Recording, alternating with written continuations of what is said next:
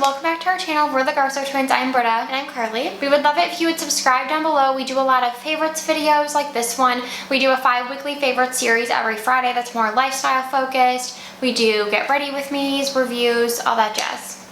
Today we're doing our monthly favorites, our June favorites. Not too much to talk about. I feel like June favorites. Why was I thinking July? Yeah, okay. I feel like this month flew by, but yeah, let's get into it. We have to kick it off with our favorite. It's our new fragrance from Dior. It's called Rise and Shine. We just launched this a week or so ago. Yeah, like a week ago. And we love this, and we love the reaction that everyone has been having to it. So many people have messaged us being like, oh, you nailed it, I love this. If you haven't seen us post about it, it is a coffee cake inspired fragrance. So hopefully you can see, I'll insert a photo maybe. As I was saying, we commissioned an illustrator to design the label. Well, the illustrator did these little illustrations, and then our designer put together the label artwork, and we love that she put the little pastry bag on the Dior logo. But we have a coffee cup, cinnamon sticks, pastry bag, a cinnamon like coffee cake muffin, and then some little almonds. cinnamon streusel muffin. Yeah, so it's coffee cake inspired. There are notes of toasted almond, cardamom, cinnamon streusel, cafe au lait, is that how you say that? Yeah. Pastry cream. Cafe au lait? I don't know. Pastry cream, vanilla bean, sandalwood, sheer musk, and amber. So this is like it definitely opens very sweet and cinnamon forward. Like you definitely get those like spicy cinnamon notes. And then as it dries down, you get like the warmth of the amber, and it dries down to like a sweet, creamy vanilla. It's so lovely. I love it so much, and I know it's kind of a weird time to launch. We wanted to launch it sooner. This wasn't intentional. Yeah, we ended up doing, we originally had worked with like a few different fragrance houses, and then we narrowed down to one, obviously. But all in all, we had like 27 submissions, which is crazy. So it took us a while to approve this, which is why we launched in June. I know it's more of like a gourmand fall scent, but that's okay. Any time of year is good for coffee cake we're just happy fragrance. it's here. We love it, and we hope you guys do too. Yes. Okay, I have a new favorite pair of jeans, and I don't have them here because they're in the wash, but they're the Gap Highrise Stride wide leg jeans, and they come in quite a few washes. I got like the washed black ones. Oh, my tear bear. I'll insert a photo here, and I ended up loving these jeans. So I like wide leg jeans on our shorter, like petite frame. I feel like something about it just sort of like makes your legs look longer when you're short. But I find it really hard to find ones that fit my waist well and like look nice on my legs. It's a challenge. And these, oh, he's so cute. He just got closer to me. These aren't as high-waisted as traditional wide leg jeans that I've purchased in the past. And I used to think like, oh, you need the high waist and like the wide legs to make your legs look wide. But these are like a mid-rise almost, and they're so comfortable like where they hit, and I can wear the style with like all different tops I have.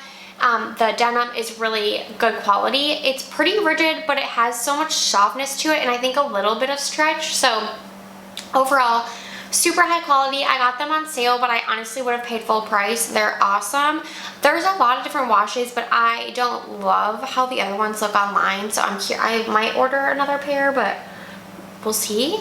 But anyway, I just want to shout out jeans because it's always fun when you find jeans you love. And I got them in a 26 petite, and I do think the petite is good for my height. I'm 5'3".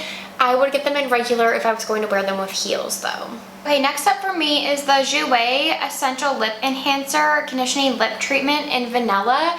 I had a tube of their lip treatment back in the day, but it was rose scented, and I remember like I despise the smell of rose, but I finished the whole tube, and that says a lot about how much I love the formula. And for some reason I never purchased the vanilla, but our friend Athena gave us this, and I love everything about this. If you haven't tried this formula, I feel like a lip treatment is the perfect way to describe it, because yes, it goes on kind of glossy, like think Laneige lip mask, but in my opinion, this actually does treat, like hydrate chapped lips. I put it on at night or just throughout the day. I keep one in my purse now, and it really does a good job of hydrating, moisturizing, and like maintaining moisture throughout the day, and it also is like a little bit glossy on the lips, so it's amazing. And the vanilla scent is almost like a vanilla cake, but it's pretty subtle, it's not overwhelming.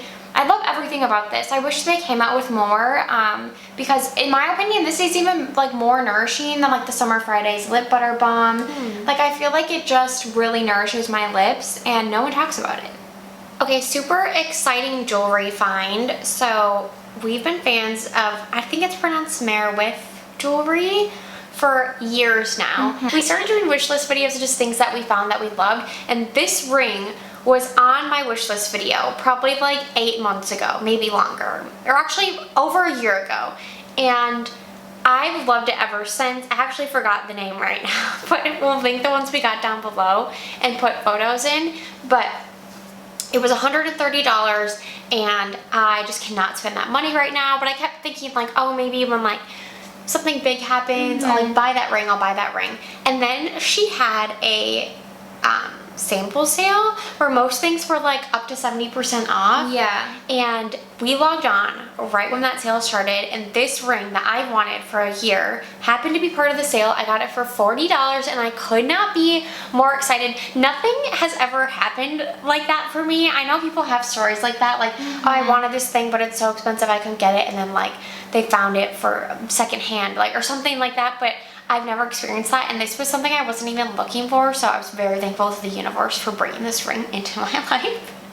But I love it. It's so pretty. It has like an olive stone. I can't remember the type of stone she said it is, but I believe she like hand makes the jewelry, right? I think so, and mine is, I think it's called the Elliott Signet Ring, and this one I think I got for like $30, again originally like over $100, and it had like slight damages, but I don't even think it's damaged. Like maybe it's a little scratched. Yeah. I like it because it's a little bit more organic than a typical signet ring that has more like harsh lines. Like if you look at it closely, it definitely has some like fluidity to it. I don't know if that's the right word, but it's not like super straight. There's some, it just looks more unique and special. And I've been wearing it literally every day since I've gotten it, and it hasn't irritated my skin. And I have a nickel allergy, and just in general I'm really sensitive to other metals, and I think this is gold-plated brass if I'm not mistaken, and so far so good. Yeah, and mine is sterling silver, and I got the silver one because I just love how the silver and the green stone look together. I just love the setting, and obviously sterling silver hasn't affected my skin at all. She has the oyster ring is the next on my list. That one I've wanted forever, and now that I know like the quality is there, I'm definitely gonna pick that up. It's so amazing cute. Quality. They come in these like adorable little blue bags with her logo. Yeah. They shipped really fast. Like honestly, 10 out of 10 experience. Yeah. Look to her jewelry if you're looking for new jewelry, because it's awesome. Okay, I'll go through these next two pretty quickly, and then we'll do our book favorite. This is the Prequel Skin Utility Gel Multi-Purpose Skin Protectant. They had a sale recently, and so I picked up a new universal spray solution. I replanned that, and then I got the cleanser, which isn't my favorite. I'm gonna use it, but it's not my favorite cleanser I've ever used. But this was the standout product.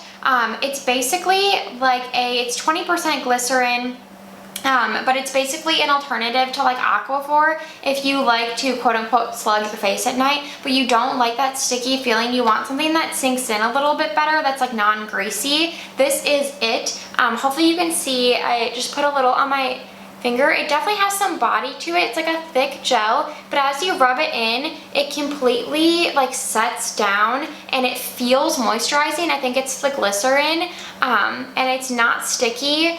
It is so good. I usually use this as last step in my skincare, and specifically I'll put this in like the dry areas, like under my eyes. I've almost been using it as like an eye cream, just kind of like in my T-zone area where I get dry, like on my forehead, around my nose, around my lips, and it's wonderful. I just love the feeling of it. I also saw someone on Instagram say they use this as their summertime moisturizer. So I think you could, because there's so much glycerin, like that humectant, you could definitely use this as a moisturizer because it's so lightweight. I just feel like it's such a good multi-purpose product, and I saw a lot of people in the reviews say that they get eczema on their eyelids, and that's where I usually get it too, and this helps like clear it up really, really quickly. And I love everything about it. The only thing I don't like is this tube. So if you're unfamiliar with like how tube manufacturing works, usually you tell them you're like Target fill and they'll give you options, and it's basically like there's a width and then they can cut the tube down depending on the needs. So I feel like it's strange to me that they went with this long skinny tube because it constantly topples over, when they should have went with something a little wider and shorter so that it had like, it could sit, you know, in a cabinet. That's my only complaint. But aside from that, I love this. I'll constantly repurchase it. Okay, and then last for me is this travel bag that I got from Target. I had some sort of like shampoo explosion or something, I forget, when I went to Florida or Mexico, I can't remember. It ruined my travel bag, so I needed something inexpensive and fast, and I got this at Target, and it fits so much. This is basically just my toiletries, so hair care, body care, skin care. I just keep these like travel items in here so they're ready to go, and then I'll add in like moisturizer and SPF before I leave for a trip. But it fits so much. I love the blue color. It's like a pretty dusty blue, and I like that you can see through it a little bit. So I just want to mention it because I think it's like $10, and I've gotten so much use out of it already. Okay, we had the same book favorite this month. It's Ellen Hildebrand's Swan Song. So it's her last book. Well, it's her last book in the Nantucket series is what she said. But in the, I don't know, dedication or whatever at the end of the book, she talks about being retired. So I don't know if she's just retiring permanently, but I hope not because she's one of our favorite authors. Yeah. But I definitely feel like this was a good way to end the Nantucket series, of which I've only read one other book in this series. It wasn't my favorite series of hers. So this one follows, again, on Nantucket Island. It kind of starts with the police chief, Ed, and he's been in the books before. Yeah. He's retiring after 22 years of service, and he basically gets this call that a woman has seemingly gone overboard on a ship, on a yacht, and she's missing. And she turns out to be his daughter's best friend, and she was working for the owner of the yacht, the Richardsons, and they had recently came to Nantucket kind of mysteriously. No one knew like their backstory or how they had so much money. They bought this huge mansion, they bought this big boat, many boats. They had a lot of money. They kind of like wooed everyone, and so the story just like follows the summer that they came to town and them getting to know everyone in the tiny town of Nantucket, and then ending with the resolution of what happened to the girl off on the boat. And I don't want to give too much away, but I really liked it. I gave it 4 to 5 stars. I feel like it had a really good balance of the things that I love about her writing, which is like the description of the scenery and the island and the food, and even like what they were wearing. Like everything feels so vivid in your mind when she describes it, and she describes it so effortlessly. Yeah, she doesn't use a lot of words to describe things, but somehow you can picture like the colors. Yeah, you're transported nonetheless. Like her really verbiage is usually pretty simple. Yeah, but that's my favorite thing about her writing. Yeah, she has a knack for that. And I liked getting to know all the different characters, and then of course the mystery element and sort of like this case that they were trying to solve was great too. I feel like it all balanced each other well. It just wasn't like my favorite book of hers. I think my favorite is 28 Summers. 27 Summers? 28 Summers. Yeah, I gave it a 5 because I felt like I had to for like her last, and it was called Swan Song. Yeah, I love really the name. Cute because it was like her swan song too. Like it tied in a lot. I thought it was like a really easy read, and I love books that have it all kind of. Like it had the suspense, it had the scenery, it had the romance, it had everything. So there was nothing that I could pinpoint that like I didn't really like about it. So 5 out of 5 for me. It was a good summer read. Yeah, highly recommend. Thank you guys so much for watching our June favorites. We can't believe July is here. We know this is going up a little bit late, but we would love to hear from you. What have you been loving last month, this month? Let us know down below.